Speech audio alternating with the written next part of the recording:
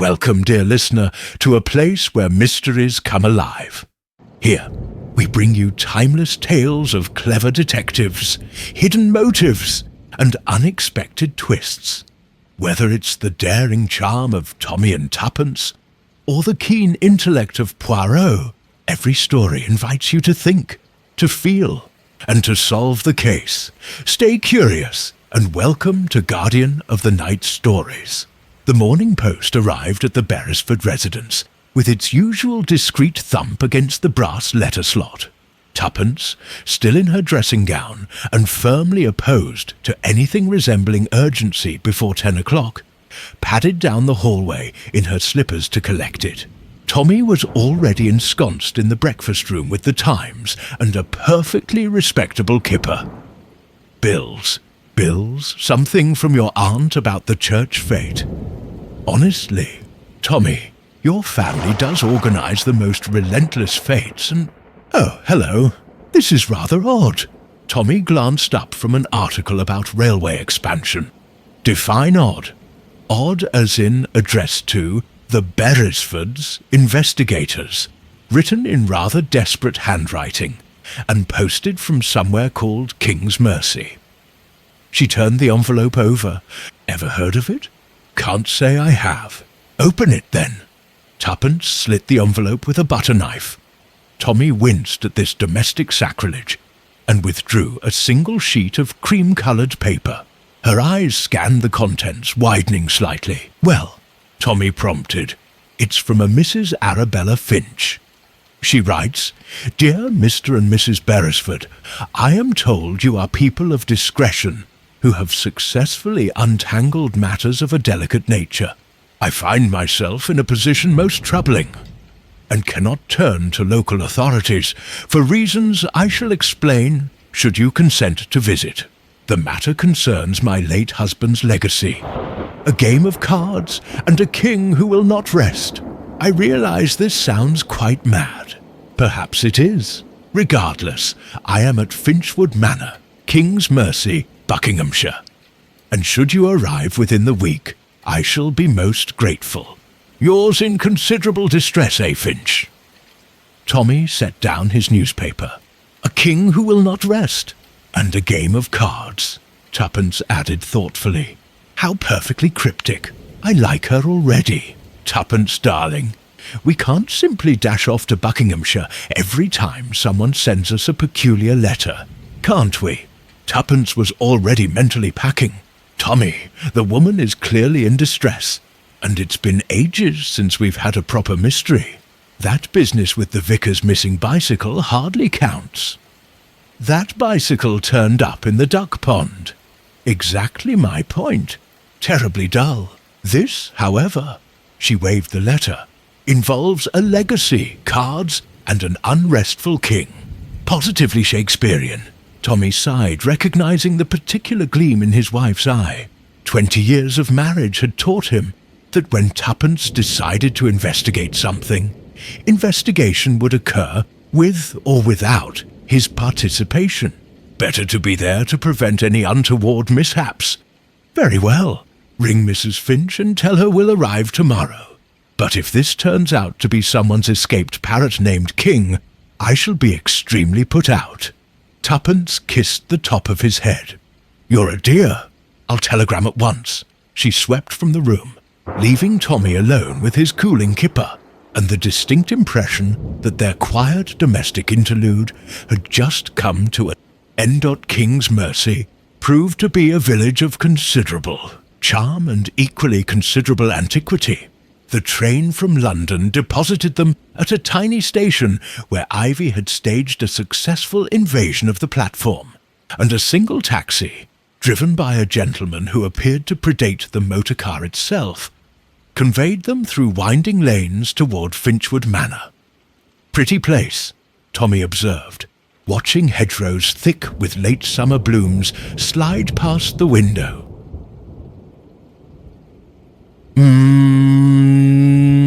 Very picture postcard. All that's missing are the Morris dancers. Tuppence studied the village as they passed through it, though I notice people are rather keen on staring. Did you see that woman in the bakery?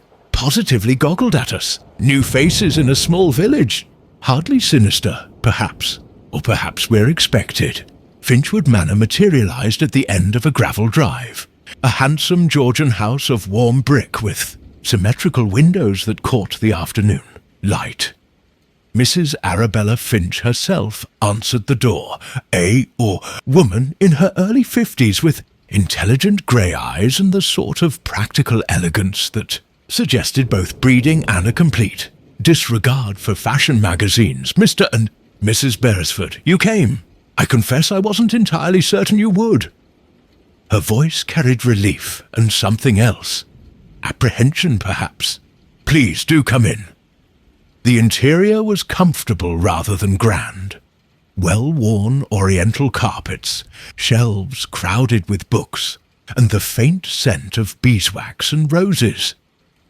Mrs. Finch led them to a sitting room where tea had been laid out with admirable efficiency. "You must think me quite mad," she began, pouring tea with steady hands that nonetheless suggested considerable strain. "A king who will not rest. It sounds like Gothic nonsense." "We're rather fond of Gothic nonsense," Tuppence assured her. "Do explain." Mrs. Finch settled into her chair. "My husband Leonard died 3 months ago. Heart failure, the doctor said. He was 62 and seemed perfectly robust, but these things happen." She paused. Leonard was an enthusiastic card player, bridge primarily, but he particularly enjoyed a game called Finesse, named rather appropriately after our family. "A family game?" Tommy inquired. "Yes. Invented by my husband's grandfather, who was apparently quite the gaming theorist. The rules are complex. It involves bidding, trumps, and considerable strategy. Leonard played every Thursday evening with the same 3 gentlemen for nearly 20 years, and the king," Tuppence prompted gently, "the King of Hearts, from Leonard's personal deck, a beautiful set, antique, quite valuable. After Leonard's death, I discovered that the King of Hearts was missing, simply gone. I thought perhaps it had been mislaid, but then..." She hesitated. "Then things began to happen. What sort of things?" Tommy leaned forward. "I found the King of Hearts on Leonard's grave, just lying there face up. I brought it home naturally. The next morning, it was back at the grave. I took it again. The following day, someone left it on my doorstep. It's been going on for weeks, appearing in different locations, always the same card, always the King of Hearts. Sometimes I find it. Sometimes it finds me." Her composure wavered slightly. "And then there are the dreams." Tuppence exchanged a glance with Tommy. "Dreams? Not mine, though I confess I'm sleeping poorly. But 3 people in the village have reported dreams about Leonard. Vivid, disturbing dreams in which he appears, always asking for something, always mentioning the king. Who are these 3 people?" Tommy asked. "That's just it. They're Leonard's former card-playing partners. Dr. Marcus Vaughan, our local physician, Mr. Nigel Grantham, who owns the village bookshop, and Mr. Peter Ashworth, recently retired from the Foreign Office. And they've all reported these dreams, independently. They mentioned them in passing to me or to others. None of them realizes the others have experienced the same thing." Tommy frowned. "Has anyone suggested an explanation?" Mrs. Finch's smile was thin. "Dr. Vaughan believes I'm suffering from grief-induced hallucinations and seeing patterns where none exist. Mr. Grantham thinks the village has a ghost. Mr. Ashworth won't discuss it at all. He's become rather withdrawn since Leonard's death." "But you believe something else is happening," Tuppence said. "I believe someone is trying to tell me something, or frighten me, or both." Mrs. Finch met Tuppence's gaze directly. "Leonard was working on something before he died. He became secretive, anxious. He changed his will the week before his death. I'm the primary beneficiary. But there's a curious clause about the finesse deck. It stipulates that the complete deck must be kept intact and cannot be sold or given away until certain conditions are met. What conditions? Tommy asked. The will doesn't specify. It merely says, I'll know them when they're fulfilled. She set down her teacup with deliberate care. Mr. and Mrs. Beresford, I'm not a fanciful woman, but I believe my husband died knowing something or fearing something, and that the King of Hearts is somehow the key. I need to know what it means before something worse happens. Something worse, Tuppence echoed. Last night, someone tried the locks on my back door, and this morning I found this. She handed Tuppence a small card, not the King of Hearts, but an ordinary calling card. Written on it in block letters were 4 words. Kings fall by. Finesse, Tommy took the card, studying it carefully. Mrs. Finch, I think you were quite right to write to us. This is no grief-induced hallucination. Then you'll stay. You'll investigate. Tuppence smiled. We'll need to speak with the card players and see this mysterious deck. But yes, Mrs. Finch, we'll most certainly stay. As they followed their hostess upstairs to view the guest rooms, neither Tommy nor Tuppence noticed the figure standing just beyond the garden wall, watching the house with considerable interest. But the figure noticed them and drew back into the shadows with the practiced ease of someone accustomed to watching and waiting and remaining unseen. The finesse deck, when Mrs. Finch produced it that evening, was indeed remarkable. The cards were housed in a wooden box inlaid with mother-of-pearl, and the cards themselves were hand-painted with exquisite detail. Each suit had been customized. The hearts bore tiny roses, the diamonds actual gemstone chips, the clubs decorative acorns, and the spades elaborate keys. Beautiful work, Tommy murmured, examining a queen of diamonds. 18th century. 1780 according to family records. The deck came from France, supposedly commissioned by a countess with gambling debts. Mrs. Finch smiled faintly. Rather appropriate, given the family's card-playing obsession. The King of Hearts sat in its proper place, having been returned to the box that afternoon. Tuppence studied it carefully. The king's painted face bore a serene, almost knowing expression. Tiny gold leaf highlighted his crown and robes. Has this particular card always been the one that wanders? She asked. Yes, never any other. Always the King of Hearts. May we borrow the box overnight? I'd like to examine it more carefully. Mrs. Finch hesitated, then nodded. Of course, though I confess I'll sleep better knowing it's out of the house. They dined simply. Mrs. Finch kept no full staff, only a cook who came daily from the village, and retired early. Tuppence sat up in their comfortable guest room, the finesse box open on the writing desk, while Tommy read through the sparse file of Leonard Finch's recent correspondence. Anything of interest? Tuppence asked. Letters to his solicitor, mostly routine. One rather terse note to Dr. Vaughan about settling old accounts. And a curious telegram sent 3 days before his death to an address in London. Just numbers. Could be a code. Or a telephone number. I'll ring the exchange tomorrow and inquire. Tommy set the papers aside. What about the cards? They're genuine antiques, certainly. But there's something odd about the King of Hearts. Look here. She held the card up to the lamplight. See how the paint is slightly different? Lighter. I think this king has been repainted. Recently. Tommy moved to examine it. You're right. The brushwork is finer than the others. More modern. So someone replaced the original card. Or altered it. But why? Before Tommy could answer, a sharp crack echoed through the house. The sound of breaking glass. They exchanged glances and moved quickly to the door. Mrs. Finch was already in the hallway, wrapped in a dressing gown. her face pale. "Downstairs," she whispered. They descended cautiously. The drawing-room door stood ajar, and beyond it, moonlight streamed through a shattered window. A stone lay on the carpet wrapped in paper.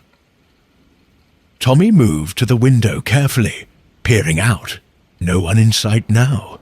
Tuppence unwrapped the paper from the stone. More block letters, the same hand as before. "The king knows. Do you?" Mrs. Finch sank into a chair.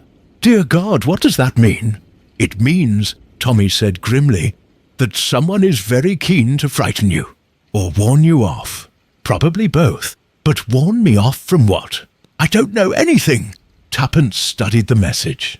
"Perhaps that's the problem. Someone thinks you do know something, or soon will. Mrs. Finch, tell us about your husband's last days. Everything. What he did, who he saw, what he said." Mrs. Finch pressed her fingers to her temples. He was agitated, distracted. He cancelled the Thursday card game the week before he died. First time in years. He spent hours in his study going through old papers. He made several trips to the village, though he wouldn't say why, and... She paused. "The day before he died, I overheard him on the telephone. He said, 'It's been 30 years. If it comes out now, we'll all be ruined.' Then he saw me and hung up abruptly. 30 years ago," Tommy repeated. "That would be 1895 or thereabouts. Yes, the year Leonard's father died, actually. The year Leonard inherited this house and the estate. And he began his Thursday card games? Not immediately. Those started a few years later, when he met Dr. Vaughan, Mr. Grantham, and Mr. Ashworth." Her brow furrowed. "Though, now I think of it, Mr. Ashworth lived in the village even then. His family had a cottage near the church, so Leonard would have known him from childhood." Tuppence turned to Tommy. "We need to speak with these gentlemen tomorrow. Separately, I think. Their stories might be more revealing if they can't coordinate them." "Agreed." Tommy addressed Mrs. Finch. "I'll board up this window and we'll notify the local constable in the morning. Though I suspect our stone thrower is long gone. You should try to rest." But as they helped Mrs. Finch upstairs and returned to their room, Tuppence had the distinct impression that rest would be elusive for all of them. Someone in Kingsmercy was desperate to keep a secret somehow connected to a painted card and a dead man's legacy. And as she climbed into bed, she couldn't shake the feeling that they were being watched, not just tonight, but constantly, as though the King of Hearts himself had eyes that followed them through the darkness, waiting for them to make their move in a game whose rules they didn't yet understand. Dr. Marcus Vaughan's surgery occupied a tidy brick building on the high street, distinguished by a brass plaque and window boxes overflowing with geraniums. Tuppence and Tommy arrived at 10 o'clock, finding the doctor between patients. A stroke of luck arranged by Mrs. Finch's discreet telephone. Cold-eyed Dr. Vaughan was a compact man in his 60s, with shrewd blue eyes and the sort of bristling energy that suggested he had little patience for time-wasters. He received them in his consulting room with polite skepticism. "Mrs. Finch mentioned you're making inquiries about Leonard's death," he said, gesturing them to chairs. "I'm not sure what more I can tell you. I signed the death certificate myself. Natural causes. We're interested in the period leading up to his death," Tommy said carefully. Mrs. Finch mentioned he seemed troubled. Leonard Finch was always troubled about something. The state of his roses, the behaviour of the vicar's dog, the proper way to bid for no trump. Vaughan's tone was dismissive, but not unkind. He was a fussy man who'd lived alone too long before marrying Arabella. Yet you played cards with him every week for 20 years, Tuppence observed. That suggests considerable friendship. Vaughan's expression shifted slightly. We were compatible, the four of us. Leonard, myself, Grantham, Ashworth. We understood each other, because you all grew up here. Grantham came later, about 15 years ago when he bought the bookshop. But yes, the rest of us have deep roots in King's Mercy. Tuppence leaned forward. Dr. Vaughan, have you had any unusual dreams since Leonard died? The doctor's face went carefully blank. Dreams? About Leonard? Perhaps about cards or kings or Mrs. Beresford. His voice was clipped. I'm a man of science. I don't put stock in dreams, premonitions, or supernatural nonsense. If Arabella has been telling you ghost stories, I'd suggest she's simply struggling with grief. The stone through her window last night wasn't grief, Tommy said quietly. Nor the threatening messages, Vaughan stilled. What messages? They described the incidents. The doctor listened with increasing tension, his fingers drumming against his desk. I see. That does put a different complexion on matters. He was quiet for a moment. Very well. Yes, I've had dreams. Peculiar ones. Leonard appears, always in his study, always playing cards. He looks at me and says, You know what you did, Marcus. The king remembers. Utterly absurd, of course. Of course, Tuppence echoed. What did you do, Dr. Vaughan? His eyes flashed. Nothing. It's a dream, Mrs. Beresford. My unconscious mind processing grief and perhaps guilt that I didn't catch the signs of his impending heart failure. Nothing more. And 30 years ago? Tommy asked. The year Leonard's father died? The change in Vaughan was subtle, but unmistakable. A tightening around the eyes, a fractional pause. That was a difficult time for Leonard. He was young to inherit such responsibility. Was it only difficult for Leonard? We were all young once, Mr. Beresford. We all made youthful mistakes. Leonard's father was a hard man. His death came as a relief to some. To whom? But Vaughan stood abruptly. I have patience waiting. If someone is genuinely threatening Arabella, inform the police. If you're chasing village gossip and phantom kings, I can't help you. They left with more questions than answers. Nigel Grantham's bookshop was everything such establishments should be. Cramped, aromatic with old paper and leather, and presided over by a man who looked as though he might have been assembled from spare parts of 19th century poets. Tall, stooped, with flowing white hair and ink-stained fingers, he greeted them with absent-minded courtesy. Ah, yes, Mrs. Finch mentioned you might call. Terrible business, Leonard's death. Such a mind for strategy, both on the card table and the chessboard. He moved a stack of books from 2 chairs with vague gestures. Do sit, tea? Thank you, no, Tuppence said. Mr. Grantham, we understand you've had some disturbing dreams. Oh, those. He waved a hand. Village has been full of them, apparently. Happens sometimes. Collective anxiety manifesting as shared nightmare imagery. Jung wrote extensively about.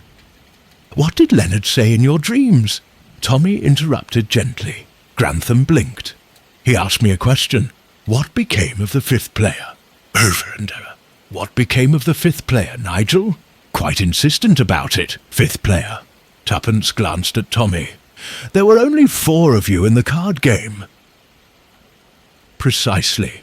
Which is why I assumed it was mere dream nonsense. Though, he trailed off, looking troubled.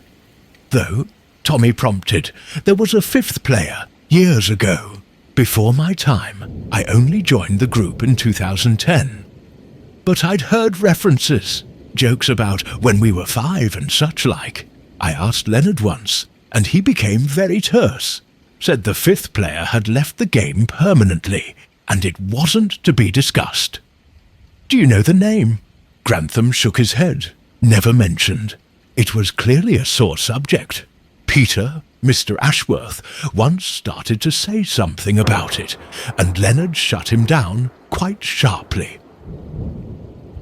What about the King of Hearts? Tuppence asked. Did it have any special significance in your games?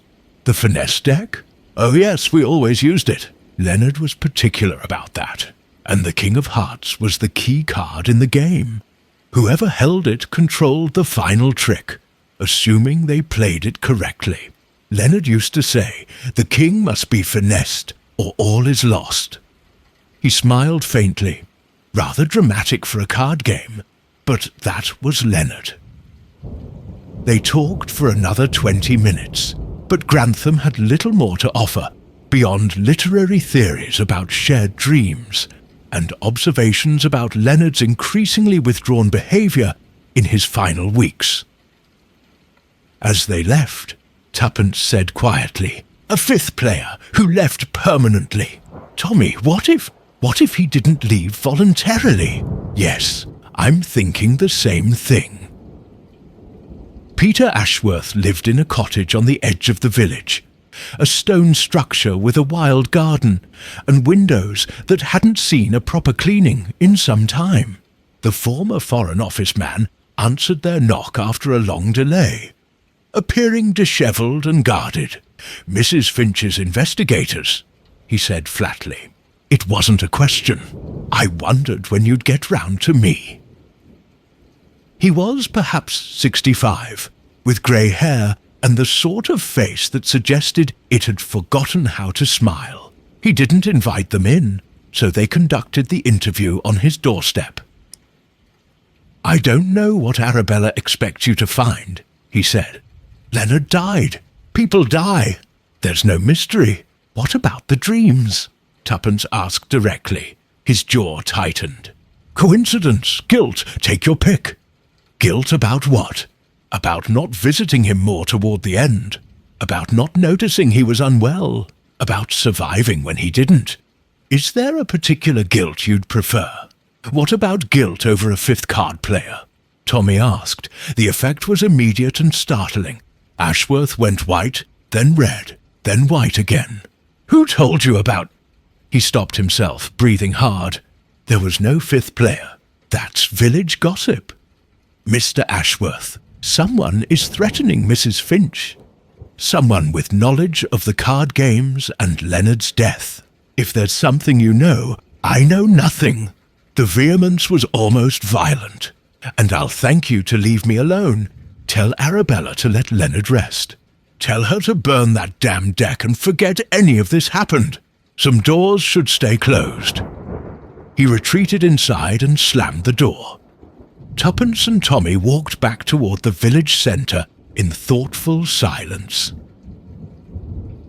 "Well," Tuppence said eventually, "that was productive. In the sense that we've thoroughly rattled everyone and confirmed there's definitely something to hide. A fifth player who vanished, a secret involving Leonard's father's death 30 years ago. Dreams, threats, and a wandering card." Tuppence ticked items off on her fingers. "Tommy, I think we need to visit the churchyard. Leonard's grave, and the parish records, if there was a fifth player, and if something happened 30 years ago, there might be a record. Deaths, disappearances, anything unusual in 1895. Tommy checked his watch. "The vicar should be available now. And Tuppence, yes? Do be careful. Someone is very determined to keep this buried. They've progressed from messages to stone throwing. I don't want to see what comes next." Tuppence smiled, but it didn't quite reach her eyes. "Neither do I, darling. Neither do I." The Reverend Arthur Pennington was a plump, jovial man in his 40s who welcomed them into St. Stephen's Vestry with enthusiasm. "Ah, Mrs. Finch's friends. Terrible shock, Leonard's passing. Salt of the earth, that man. Always prompt with his church contributions." "We were hoping to look at the parish registers," Tommy explained. "Going back about 30 years or so. We're helping Mrs. Finch research her late husband's family history." Of course. Family history is so important." He led them to a dusty back room where leather-bound volumes lined the shelves. "These go back to 1850, help yourselves. I'll be in the church if you need anything. preparing Sunday's sermon. He bustled off, already muttering Latin phrases. Tuppence pulled down the volume for 1895, while Tommy took 1894 to her nice 6. They worked in companionable silence, scanning entries for births, marriages and deaths. "Here's Leonard's father," Tommy said. "Henry Finch died March 1895, age 58. Cause of death, accident. Fell from his horse. Suspicious? Not necessarily. Though, wait, there's a notation, see? Inquest held." That's unusual for a straightforward riding accident. Tuppence was already searching for more. Here's something. August 1895. Burial of an unknown man. Approximate age 30. Found deceased in Finch Woods. No identification. No cause of death listed. Just unknown. And a pauper's grave. They exchanged significant glances. A man dies in the Finch family woods the same year Leonard's father dies, and Leonard inherits. Tuppence said slowly. And 30 years later, Leonard dies acting mysteriously, and there are references to a 5th player who left permanently. "We need to see the inquest records for Henry Finch's death," Tommy decided. "They'll be at the county archives." But first, he consulted his pocket watch. Let's visit that unmarked grave. The churchyard was peaceful in the afternoon sun. Headstones casting long shadows across well-tended grass. They found the pauper section easily, a corner near the far wall where stones were smaller and more weathered. There. Tuppence pointed to a simple marker. "Unknown man. August 1895, rest in peace." Tommy crouched to examine the stone more closely. Someone's been here recently. See? Fresh flowers. And these aren't wildflowers. Someone brought them. Leonard? Possibly. Or someone else who knows the story. A voice behind them made them both start. That's George. They turned to find an elderly woman in black, leaning on a walking stick, watching them with sharp eyes. "I beg your pardon?" Tuppence said. "George. That's what we called him. George No Name, on account of nobody knowing who he really was. But I knew." She moved closer with surprising spryness. "You're the detectives. Village is talking. About time someone asked questions. You knew this man?" Tommy asked carefully. "Not personally, but my mother did the laundry at Finchwood Manor back then. She told me the story before she died. Said George was a friend of young Leonard's. Came to visit in the summer of 1895. Handsome fellow, charming, but something off about him. Had questions about the Finch family business, about money and documents and such. What happened to him? Disappeared one night after dinner at the manor. Next thing, they found him dead in the woods. Official verdict, fell and struck his head. But my mother said his skull was broken from behind, not from falling. And she saw 4 young men leaving the manor that night, looking rattled. Leonard Finch, Marcus Vaughan, Peter Ashworth." She paused, and 2 others she didn't recognize. 5 young men, total. 5! Tuppence breathed. "Aye. And after that, those 5 were thick as thieves, until one of them, not George, vanished about 6 months later. Just up and left, they said. But my mother didn't believe it. Too many secrets in this village, too many convenient stories." The old woman studied them. "You be careful. Those that know the truth are dying off, but secrets have long memories." "What was your mother's name?" Tommy asked. "Elsie Craddock. She's buried over there," the woman pointed with her stick. "But you won't find anything written down. She was a servant. Servants don't leave records. We just leave stories." She began hobbling away, then paused. "Check the old game room at the manor. Leonard's grandfather built a hidden compartment in the card table. My mother saw him use it once. If there's truth to be found, might be there." She disappeared around the church before they could ask more. Tommy looked at Tuppence. "Hidden compartment? We need to get back to Mrs. Finch. Now, They returned to Finchwood Manor as dusk painted the sky in shades of violet and gold. Mrs. Finch listened to their account with growing alarm. A hidden compartment? I've never heard of such a thing. May we examine the card table? Tuppence asked. The game room was a masculine space lined with books, with a green baize card table at its centre. Tommy ran his hands along the table's edge, pressing and probing. For long minutes nothing happened. Then, click! A section of the table's ornate pedestal swung open, revealing a small cavity. Inside, a leather journal, a yellowed newspaper clipping, and another deck of cards, older and more worn than the finesse deck, but similar in design. Tuppence lifted out the journal carefully. The first page bore a name in faded ink. Private record of H.R. Finch. Leonard's father, Mrs. Finch whispered. Tommy unfolded the newspaper clipping. It was from a London paper, dated July 1895.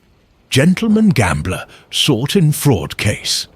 George Thornton, 28, wanted for questioning regarding fraudulent investment scheme. Last seen in London. Considered dangerous. Distinguished by scar on left hand.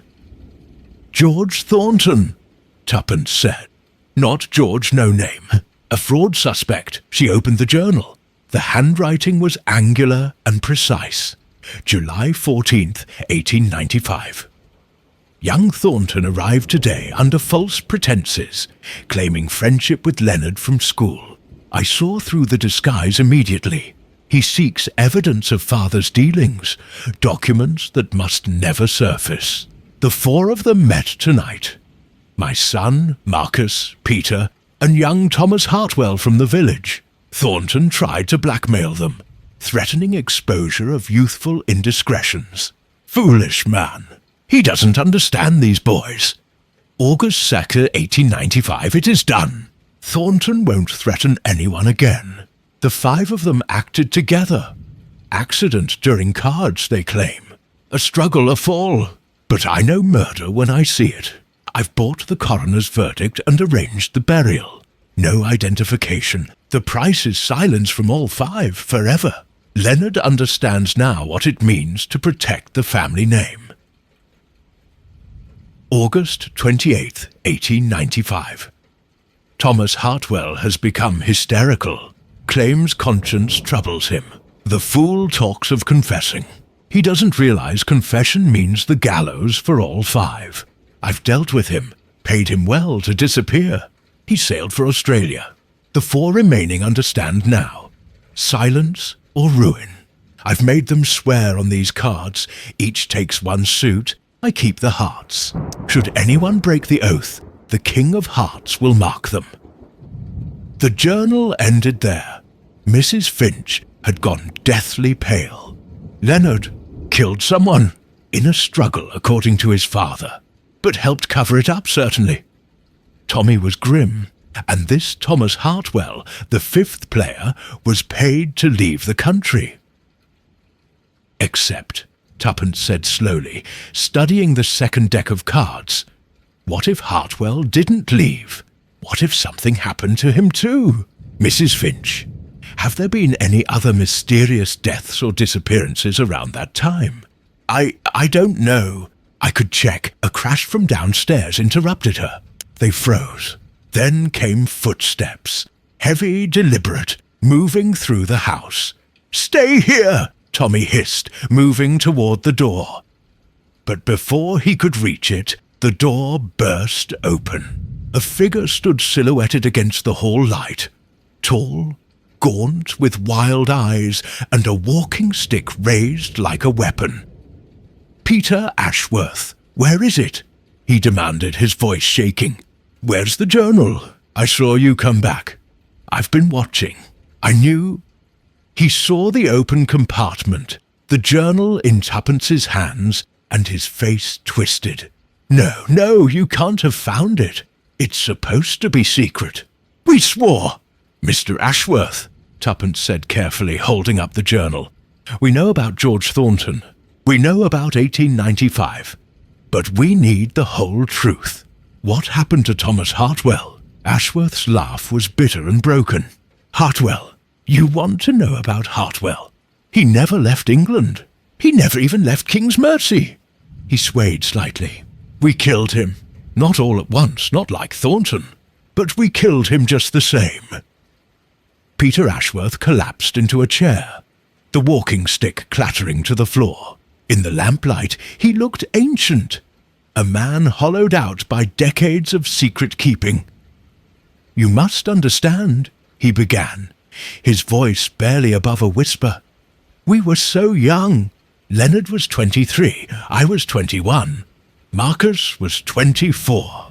We weren't murderers. We were just frightened boys who made a terrible mistake. Mrs. Finch had sunk into her own chair, pale but resolute. Tommy stood near the door, positioned between Ashworth and any possible escape. Tuppence remained holding the journal, watchful. Tell us what happened, she said quietly. All of it. Ashworth's hands trembled as he spoke. George Thornton came to the village claiming to be Leonard's school friend. In truth, he was a blackmailer and a fraud. He'd learned that Leonard's father, Henry Finch, had been involved in some shady railway investments years before. Nothing illegal exactly, but enough to ruin the family's reputation if exposed. So Thornton tried to extort money? Worse, he wanted documents, proof of the investments to use in his own schemes. Henry Finch refused, of course, but Thornton was persistent. He befriended us, the young men of the village, discovered that we'd been involved in a prank years earlier that had gone wrong. A fire at the old mill. Purely accidental, but we'd never told anyone we were there. Tommy frowned. He threatened to expose you? Yes, to the constabulary, to our families, to the village. He thought if he had leverage over us, he could force Henry Finch's hand. But Henry, Ashworth's expression darkened. Henry was not a man to be threatened.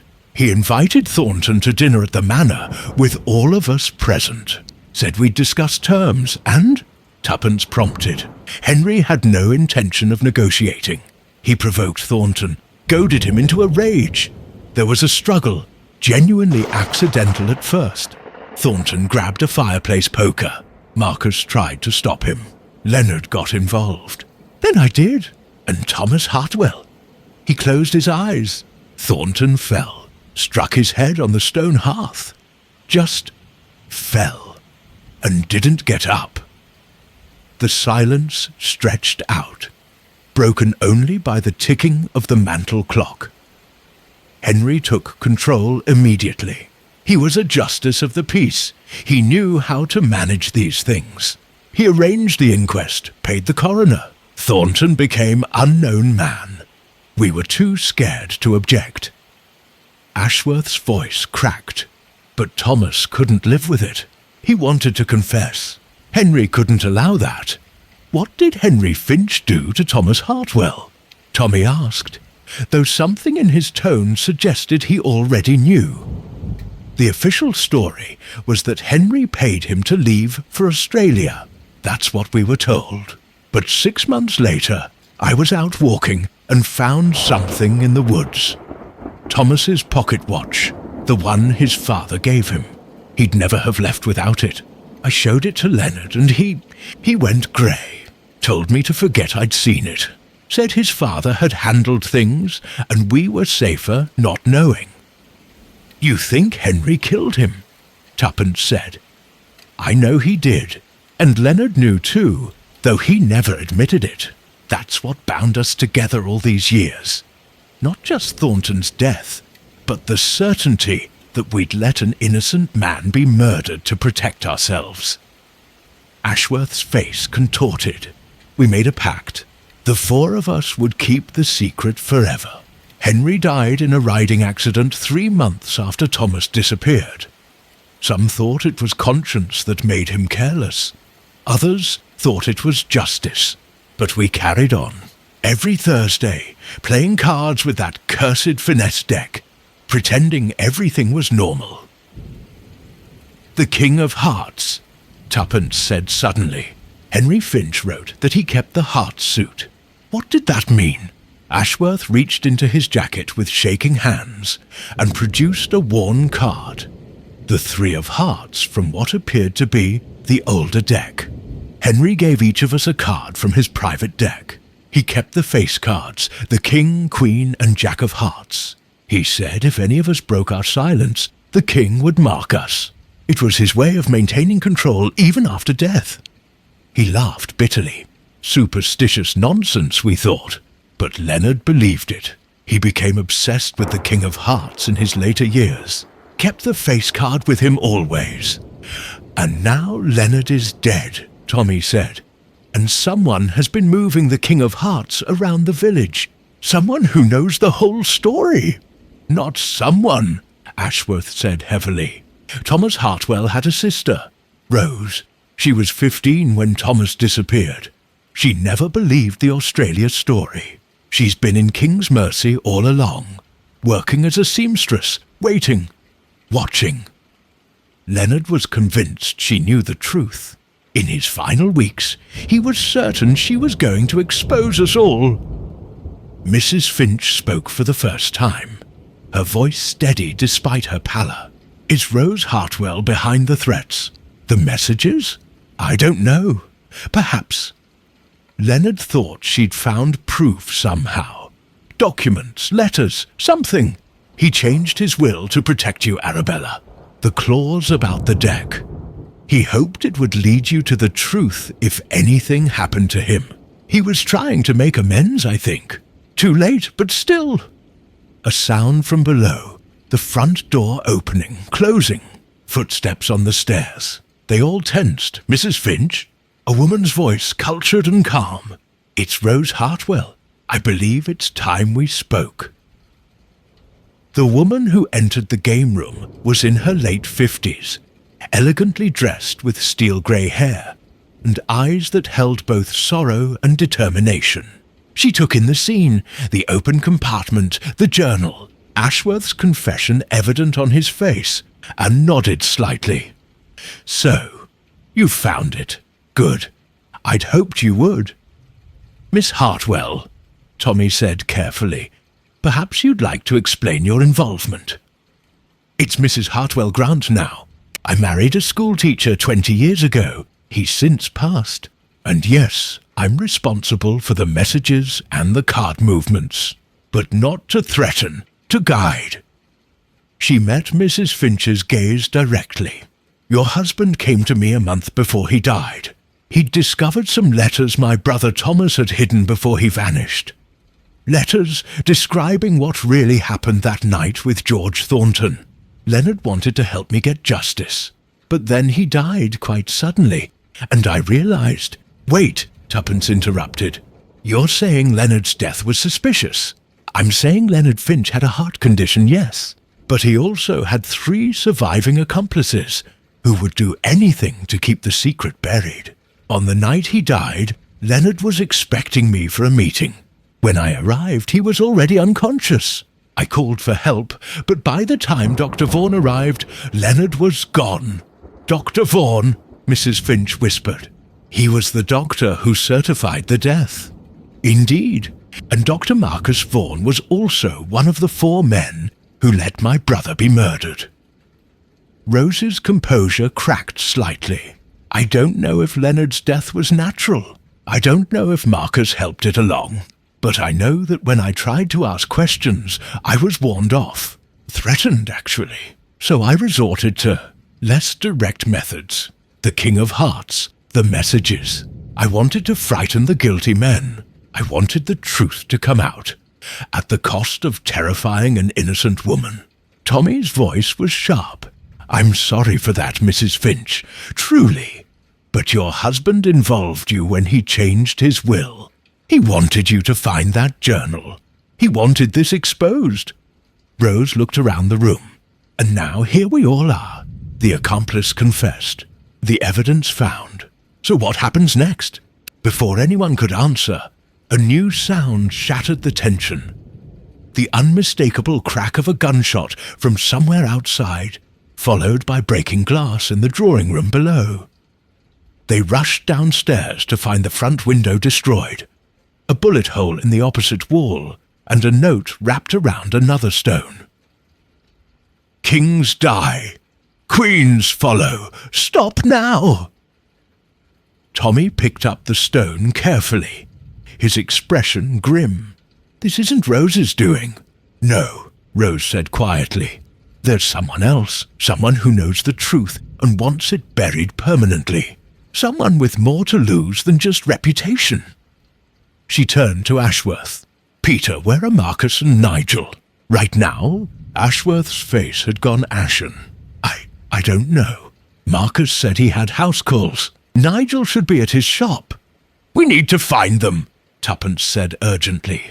"Tommy, we should—" But the lights suddenly went out, plunging them into darkness. In the blackness, someone screamed.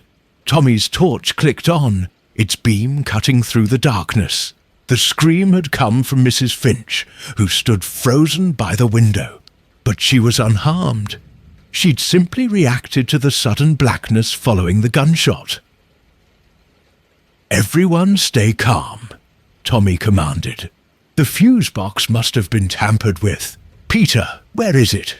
"Cellar," Ashworth managed, his voice thin with fear. "Right, I'll go. Tuppence, stay here with the ladies, and keep away from the windows. Tommy, you're not going alone." "I'm not debating this." His tone brooked no argument. He handed Tuppence his pistol, the service revolver he still carried from his intelligence days. "I'll take the torch. If anyone tries to enter besides me, shoot first and inquire about their intentions later." He disappeared into the hallway. They heard his careful footsteps descending toward the cellar. In the drawing room, Tuppence positioned herself where she could watch both the broken window and the door. Rose Hartwell Grant had settled Mrs. Finch into a chair and was speaking to her in low, soothing tones. Peter Ashworth stood apart, looking like a man watching his world disintegrate. "Mr. Ashworth," Tuppence said quietly, "who knew you were coming here tonight?" "No one. I saw you leave Dr. Vaughan's surgery this morning. Saw you at the bookshop. I knew what you were doing, putting the pieces together. I panicked. I've been watching the house, trying to decide what to do." He laughed weakly. "Pathetic, isn't it? 30 years of silence, and I fall to pieces in 30 hours. Did you tell Dr. Vaughan or Mr. Grantham what you intended?" "I rang Marcus this afternoon, told him I couldn't keep lying. He said I was a fool, and that if I valued my life, I'd keep quiet. I thought he was being dramatic." Ashworth looked at the bullet hole. Perhaps not. The lights blazed back on. A moment later, Tommy returned, his expression dark. "Fuses deliberately loosened, and I found this near the back door." He held up a muddy piece of fabric, a torn sleeve from what appeared to be a gentleman's jacket. "Someone's been in the house recently. Possibly still inside. We need to search systematically," Tuppence said. "Rose, can you and Mrs. Finch wait in the kitchen? It has a lock and only one entrance. Peter, you'll come with us." As they moved through the house room by room, Tuppence's mind raced through the puzzle pieces. 5 young men in 1895. 1 blackmailer dead. 1 innocent man murdered. 4 survivors bound by silence. 30 years later, 1 survivor dead, possibly murdered. 2 remaining survivors, Dr. Vaughan and Nigel Grantham. 1 willing to confess, Peter Ashworth. 1 seeking justice, Rose Hartwell Grant. And 1 widow caught in the middle. But who fired the shot? Who was so desperate to keep the secret buried that they'd risk murder in broad daylight? They found nothing in the upstairs rooms. The ground floor was similarly clear. As they returned to the kitchen, Tommy said, "We should telephone the police. This has gone beyond amateur investigation." "The nearest constable is in the next village," Mrs. Finch said. 20 minutes if they come immediately." "Then call them," Tommy decided. "Tuppence, we need to—" The telephone line was dead. Of course it was. Right, Tommy said grimly. New plan. We lock ourselves in, we wait for morning, and we... A knock at the front door interrupted him. They all froze. Another knock, then a familiar voice. Arabella? It's Marcus Vaughan. I saw your lights go out. Is everything all right? Tuppence and Tommy exchanged glances. Through the door's side window, they could see Dr. Vaughan on the step, carrying his medical bag, looking concerned and harmless. Don't open it, Ashworth whispered. He could be, oh, for heaven's sake. Rose strode forward and unlocked the door. Marcus, get in here before someone shoots you too. Dr. Vaughan entered, looking bewildered. Shoots me? What on earth? He stopped, taking in the broken windows, the assembled group, the pistol in Tuppence's hand. Good God, what's happened? Someone doesn't want the truth about 1895 to come out, Tommy said flatly. Someone willing to kill to prevent it. Where were you in the last hour, Dr. Vaughan? At the Hendersons' farm. Their youngest has croup. I've been there since 7 o'clock. Why, you don't think... He paled. You think I shot at the house? Did you? Tuppence asked. Of course not. I'm a doctor, not a murderer. He looked at Ashworth. Peter, tell them. You told me to keep quiet, Ashworth said. You said if I valued my life, I said that because I knew this would happen, not because I planned to do anything. Vaughan set down his bag heavily. You opened the box, didn't you? Found Henry's journal. Learned about Thornton and Thomas Hartwell. And now someone's trying to kill us all to keep it quiet. If not you, Tommy said, then who? Nigel Grantham. Vaughan's voice was certain. He wasn't there in 1895. He didn't join our card game until much later. But about 5 years ago, he and Leonard had a private conversation. Leonard told him everything. Needed to confess to someone, he said. Nigel promised to keep the secret. Why would Nigel want to kill anyone over this? Rose demanded. He wasn't involved. Because Nigel Grantham isn't who he claims to be. Vaughan looked at them all. His real name is Nicholas Thornton, George Thornton's younger brother. The silence was absolute. Leonard discovered it 2 months before he died. Vaughan continued. Grantham had been playing a long game, befriending us, joining our card circle, waiting, gathering evidence. Leonard thought Grantham planned to expose us publicly, destroy our reputations. They argued, and then Leonard died. Are you saying, Tuppence said slowly, that Nigel Grantham murdered Leonard Finch? I'm saying Leonard's death was very convenient for someone who wanted revenge, but not public scandal. A quiet death, a secret kept, and the rest of us living in fear. Vaughan's face was haggard. But if you found that journal, Grantham knows his revenge is pointless. The truth will come out whether Leonard's alive or not. Which means he has nothing left to lose, Tommy finished. And 4 people left to blame. Tuppence, we need to get everyone to safety, now. But even as he spoke, they heard it. Footsteps on the gravel drive. Not walking, running, and then, very clearly in the night air, a voice. Fire! Fire! The bookshop's burning! Orange light flickered through the windows. In the distance, flames were visible against the dark sky. It's a diversion, Tuppence said immediately. He wants us to... Glass shattered in the game room. They rushed in to find the window broken and a figure climbing through. Tall, wild-eyed, holding what appeared to be a petrol tin. Nigel Grantham. Except now, looking at him properly, Tommy could see the resemblance. The same long face, the same dark eyes as George Thornton in the faded newspaper photograph.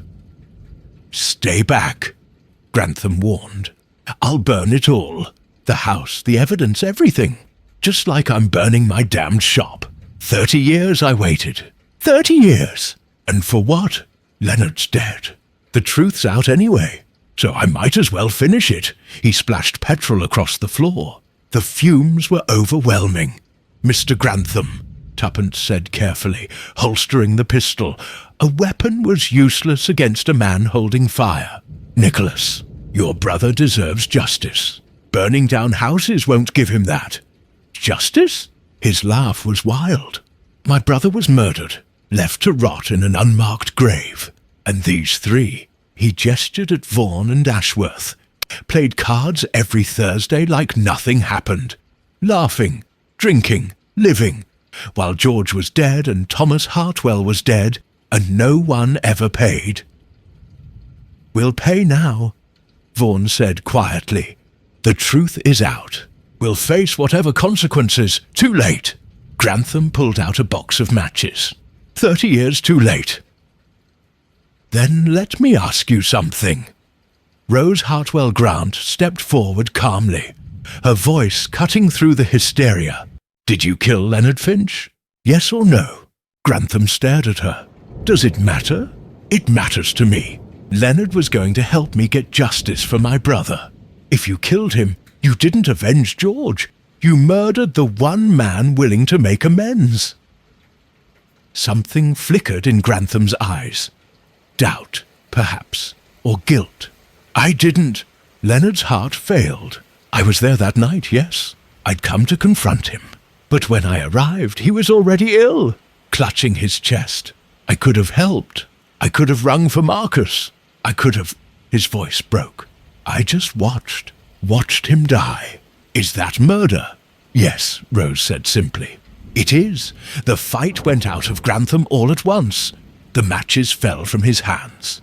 He sank to his knees amid the petrol fumes, weeping. Tommy moved quickly, securing him while Tuppence threw open the remaining windows to air out the room. Ashworth and Vaughan stood frozen, witnesses to the final collapse of 30 years' worth of lies. Mrs. Finch appeared in the doorway. The village fire brigade has the bookshop blaze under control. They're sending someone here, and the constable's been summoned. She looked at Grantham with something like pity. It's over then. Yes, Tuppence said softly. It's over. But even as she said it, she couldn't shake the feeling that one piece still didn't fit. Something about the King of Hearts. About Leonard's final days. About the way the card kept appearing and disappearing. They'd caught their killer. But had they solved the real mystery? The following morning dawned clear and cold. The constable, a practical young man named Davies, had taken statements from everyone well past midnight before finally allowing them to rest. Now, at Tuppence's request, they assembled once more in the drawing-room of Finchwood Manor. Mrs. Finch, Dr. Vaughan, Peter Ashworth, Rose Hartwell Grant, and a pale, defeated Nicholas Grantham under the watchful eye of Constable Davies. Tommy stood by the fireplace. Tuppence paced, her mind clearly working through the final connections. The finesse deck lay on the table between them, the King of Hearts face up. There's something that still troubles me, Tuppence began. Nicholas Grantham has confessed to letting Leonard Finch die without seeking help. That's certainly criminal, but the sequence of events, the threatening notes, the moving card, the dreams, none of that fits with someone simply watching a man die of natural causes. The notes were mine, Rose said quietly. I've admitted that. Yes, but not all of them. Tuppence picked up the final message. Kings die, queens follow. Stop now. This one came with a gunshot. Nicholas, you were at your bookshop starting a fire. You couldn't have been here shooting through windows. Grantham nodded miserably. And the dreams, Tuppence continued. 3 men dreaming about Leonard Finch, all receiving similar messages. You know what you did. The king remembers. What became of the 5th player? Those weren't random nightmares. Someone was planting suggestions. Planting! Dr. Vaughan frowned. How does one plant dreams? One doesn't. but one can create the conditions for guilty consciences to manifest in similar ways. A word here, a hint there, a strategically placed object. Tuppence looked at each of them. Someone wanted the three surviving accomplices to be afraid. Someone wanted them to believe Leonard's ghost was haunting them. Someone wanted chaos and confession and justice, but not through legal means. "Rose?" Mrs. Finch asked hesitantly. But Rose shook her head. "I manipulated the King of Hearts, yes, but I never entered anyone's home, never whispered suggestions, never fired a weapon." "Exactly," Tuppence said. "Which means there's a fifth actor in this drama. Someone with access to all three men's homes. Someone who knew the full story. Someone with both motive and means." She paused. "Dr. Vaughan, when you visited patients, did you often bring them evening sedatives? Something to help them sleep?" Vaughan stiffened. "Sometimes. For insomniacs or those suffering anxiety." "And did you, in the weeks following Leonard's death, prescribe sleep aids to Peter Ashworth and Nigel Grantham?" Yes, they were both struggling. Sleep aids that could make one suggestible, perhaps prone to vivid dreams. Now see here, I'm not accusing you of anything illegal, Doctor. Merely observant." Tuppence turned to Ashworth. "Mr. Ashworth, you said Dr. Vaughan was the one who urged you to keep silent, that he threatened you if you spoke up.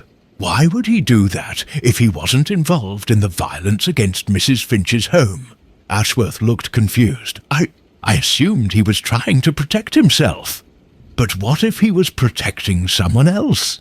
Tuppence picked up the King of Hearts, studying its repainted surface. "Tommy and I discovered this card had been recently repainted. Not the entire deck, just this one card. Why, what was someone hiding?" She held the card to the light, then deliberately scored the paint with her fingernail. Beneath the fresh layers, older paint began to flake away, revealing something underneath. Fine script. Tiny letters written in faded ink along the edges of the card. Tommy leaned in, reading aloud, "I owe you 5,000. Signed T.H. Thomas Hartwell." The room went silent. "An IOU," Tuppence said softly, "hidden on the King of Hearts for 30 years. Thomas Hartwell owed someone £5,000. A fortune in 1895, but who? And why hide it on a playing card?" Mrs. Finch's hand went to her throat.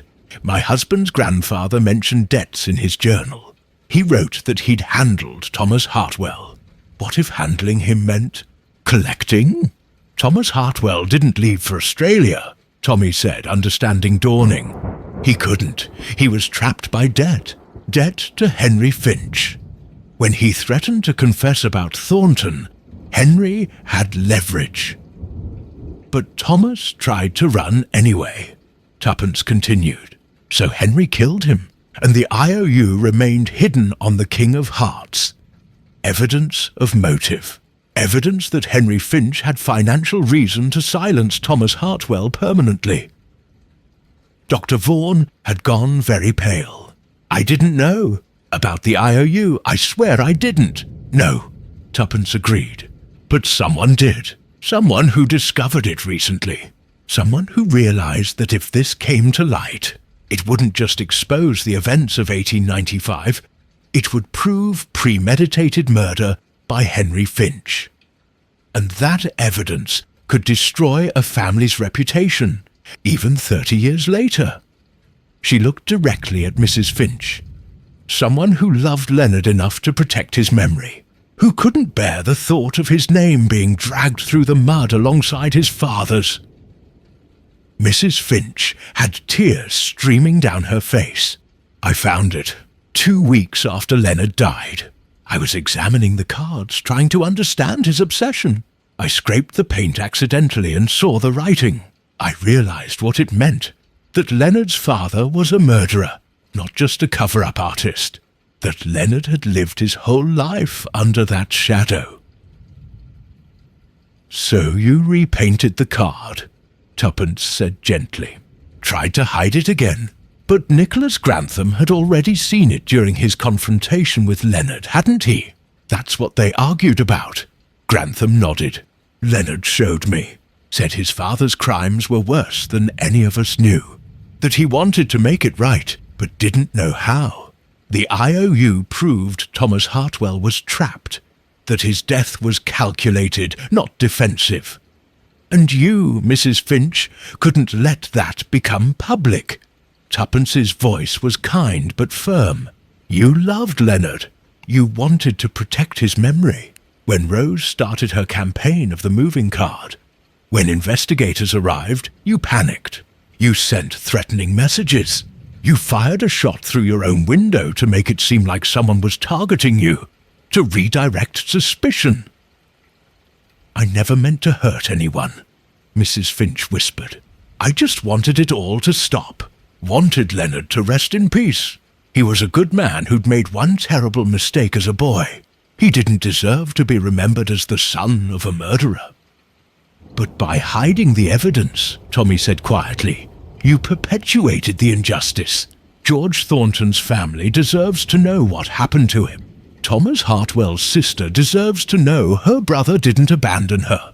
The truth, however painful, is owed. Mrs. Finch covered her face. I know. I'm so sorry. Rose Hartwell Grant stood and, surprising everyone, put a hand on Mrs. Finch's shoulder. Leonard tried to help me. In his way, he sought redemption. That counts for something. Constable Davies cleared his throat. Right. So, to summarize, Henry Finch murdered Thomas Hartwell in 1895 and covered up George Thornton's accidental death. Leonard Finch and the others kept silent. Nicholas Grantham let Leonard die. Rose Hartwell Grant orchestrated a haunting, and Mrs. Finch staged threats against herself. He looked rather overwhelmed. This is well above my pay grade. It's above everyone's pay grade, Tuppence said. But here we are. What happens now? Ashworth asked. Now? Tommy considered. The truth goes to the proper authorities. George Thornton's family is notified. Thomas Hartwell gets a proper headstone with his real name. The events of 1895 are formally investigated and recorded, and those still living face whatever consequences the law demands. Will there be charges? Vaughan asked. That's not for us to decide, Tuppence said. But I imagine obstruction of justice at minimum. Possibly more for Nicholas, given his actions regarding Leonard's death. As for the original crime, she shrugged, most of the perpetrators are dead. Henry Finch can't be prosecuted from the grave. And me? Mrs. Finch asked tremulously. I fired a weapon. I made threats. You'll need a very good solicitor, Tommy said. But I suspect, given the circumstances and your cooperation, the court will show some leniency. Rose spoke up. I won't press charges. Not against Arabella. She loved her husband. I understand that impulse, however misguided. Constable Davies stood. Right. I'll need formal statements from everyone, and then I'll have to refer this up the chain. Murder investigations from 30 years ago require Scotland Yard, I expect. He looked at Tommy and Tuppence. You two have made my job both easier and significantly more complicated. Not sure whether to thank you or curse you. Thank us, Tuppence suggested with a faint smile. Definitely thank us. As the group began to disperse, Rose paused. The King of Hearts. May I have it? For my brother's grave? Mrs. Finch handed her the card without hesitation. It belongs with Thomas now. Let him rest. The gathering dispersed slowly, but as people began to move toward the hall, Nicholas Grantham suddenly lurched into his feet.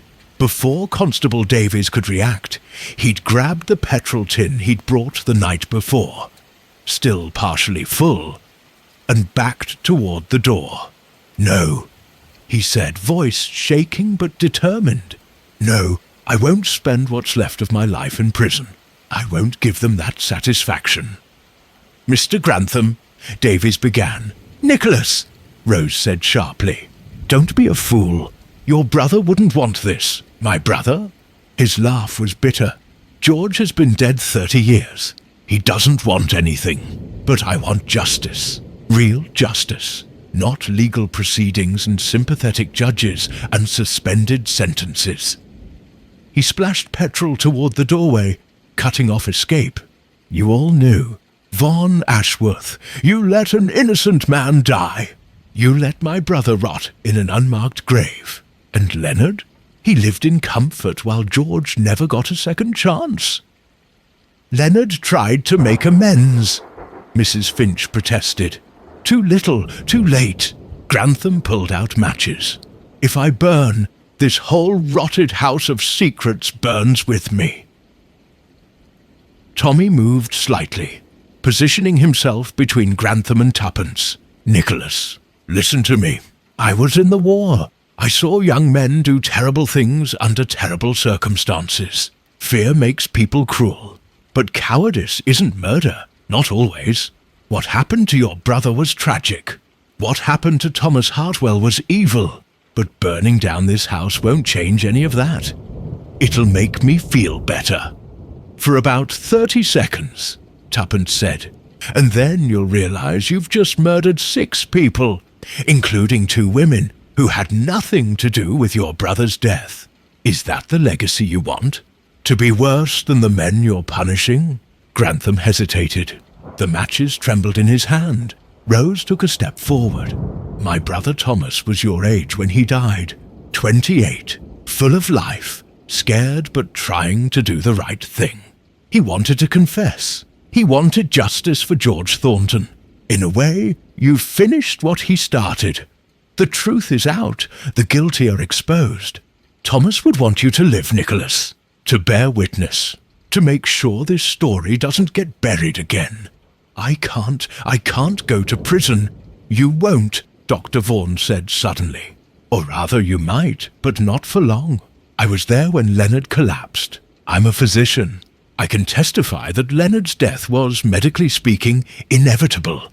His heart condition was severe. Even with immediate treatment, he likely wouldn't have survived. You're guilty of callousness, not murder. You'd testify for me. Grantham looked stunned. After everything, I'd testify for the truth, Vaughan said wearily. All of it. My part, your part, Leonard's part.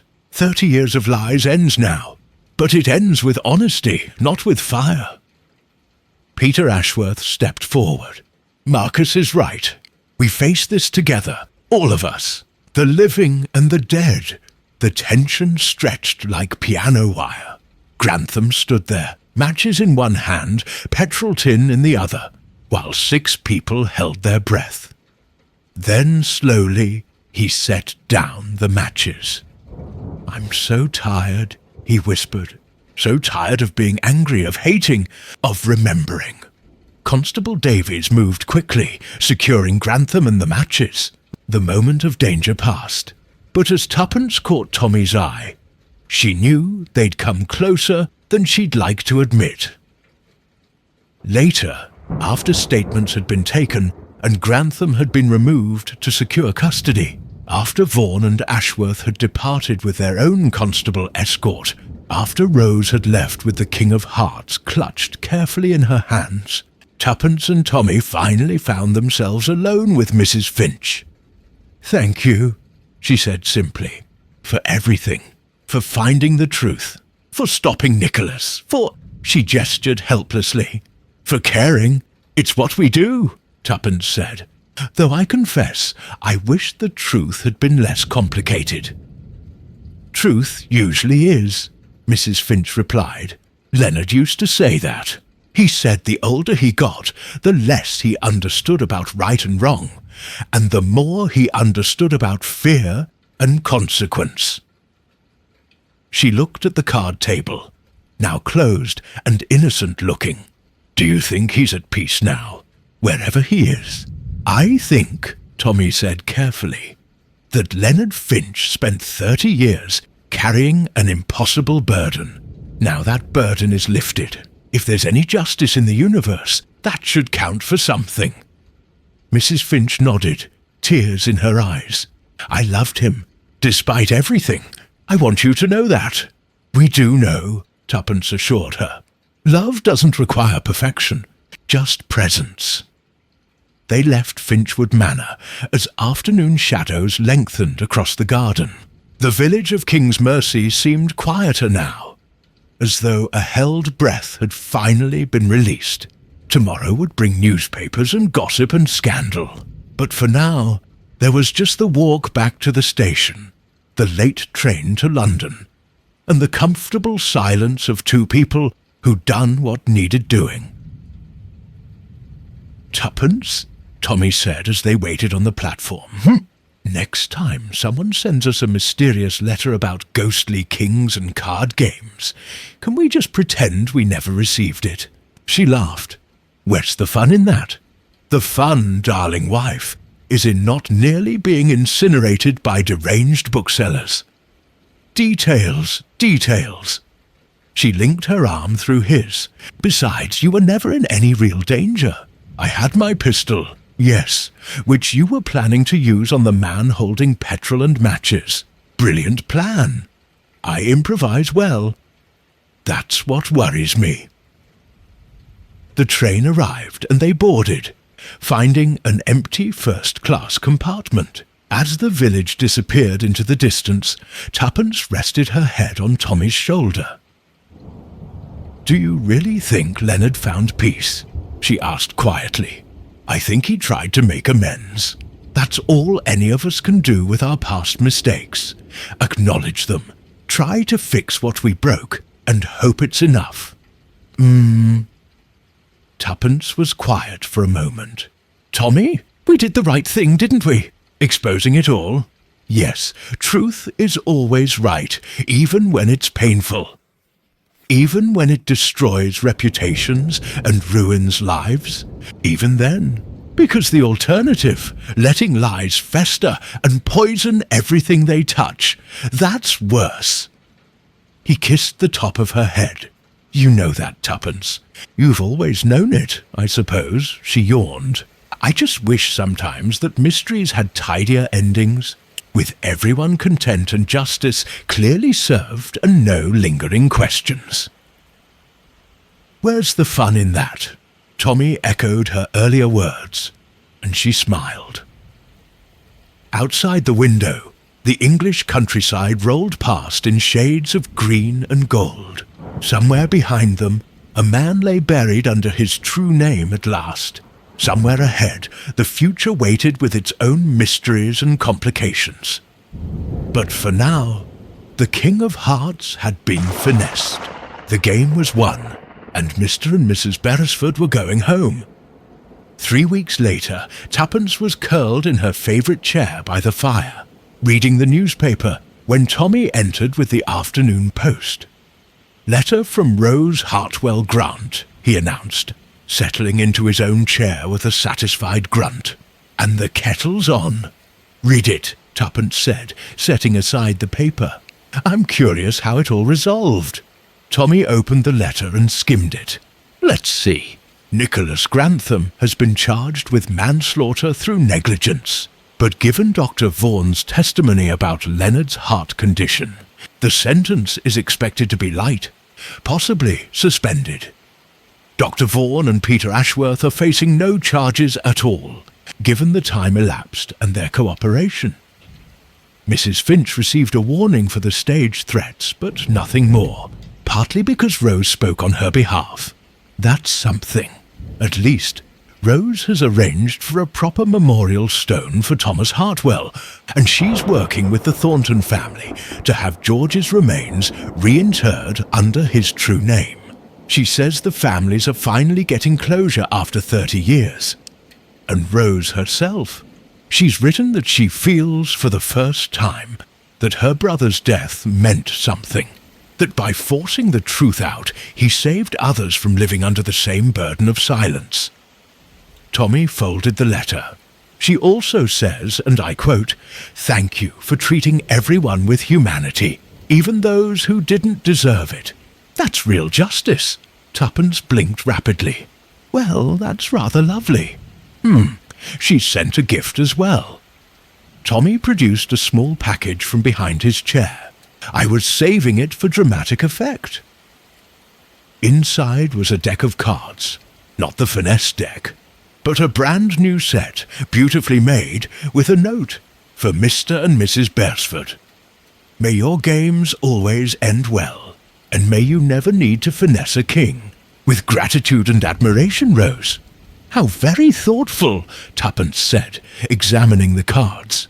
Though I'm not entirely sure I understand the reference. Finessing the king, Tommy explained. In bridge and similar games, it's a technique where you trap the king by playing your cards in a specific order. You trick the opponent into losing their highest card. Rather appropriate given how things unfolded. Leonard's father thought he'd trapped everyone with his silence and his threats. But in the end, the king, or in this case the King of Hearts, was finessed by the truth. The kettle whistled. Tommy fetched the tea while Tuppence continued examining the cards. When he returned with the tray, she was smiling. "What?" he asked. "I was just thinking. We've had bicycles in duck ponds, missing parrots, suspected poisonings that turned out to be bad oysters, and now 30-year-old murders revealed by a playing card. Our life is absurd." "Your life is absurd," Tommy corrected, pouring tea. "I'm simply along for the ride." "You love it. I tolerate it. You adore it. I find it occasionally interesting. She stopped, noticing something tucked into the deck's box. A card, face down. "Tommy, look." She turned it over. It was the Joker, but written on its back in a different hand, one they hadn't seen before, was a message. There was a sixth player. Ask about the Queen of Spades. They stared at it in silence. "Tommy," Tuppence said slowly, "Rose's letter didn't mention a sixth player." "No, it didn't. And this handwriting isn't Rose's. Or anyone's we've seen in the case files." "No, it isn't." They looked at each other. Outside, a church bell chimed 4 o'clock. The fire crackled. The tea steamed gently. "Tuppence," Tommy said carefully, "we are not investigating anything else. We are drinking tea. We are relaxing. We are pretending we never saw that card." "Of course," Tuppence agreed far too quickly. "I mean it. No mysterious sixth players. No queens of spades. No hidden compartments or secret journals or absolutely not. Definitely not. We're retired from mysteries." "Thank you." They sipped their tea in companionable silence. After precisely 3 minutes, Tuppence said, "Although it would be rather interesting to know who the sixth player was. I mean, if there was one, which there probably wasn't." Tommy sighed deeply. "Tuppence, just idle curiosity. It's never idle with you. Tommy, don't you wonder, just a little, about who sent this card and what they know, and why they're telling us now?" Tommy set down his teacup with exaggerated care. "What I wonder is why I ever thought marriage to you would be restful. Because you love adventure. I love peace and quiet. You love me." "That," he admitted, "is depressingly accurate." Tuppence grinned and tucked the Joker into her pocket. "So, the Queen of Spades. Shall we make inquiries?" "No." "Just a few letters." "No." "Perhaps a telephone call to Rose." "Tuppence!" She looked at him innocently. "Yes, darling?" Tommy looked at his wife, her eyes bright with curiosity, her mind already racing through possibilities, her entire being vibrating with the need to solve just one more puzzle. And found himself, despite everything, smiling. "Fine," he said. "One inquiry, one. And if it leads nowhere, we drop it entirely." "Absolutely," Tuppence promised. They both knew she was lying. They both knew he knew she was lying. And somehow, that was perfectly all right. Because this was who they were. Tommy steady and sceptical, Tuppence curious and intrepid, and together, somehow, always stumbling into mysteries that needed solving, and truths that needed telling. The King of Hearts had been finessed. Justice, of a sort, had been served, but somewhere out there, a Queen of Spades was waiting, and whether they liked it or not, Tommy and Tuppence Beresford were going to find her. Eventually, right after tea.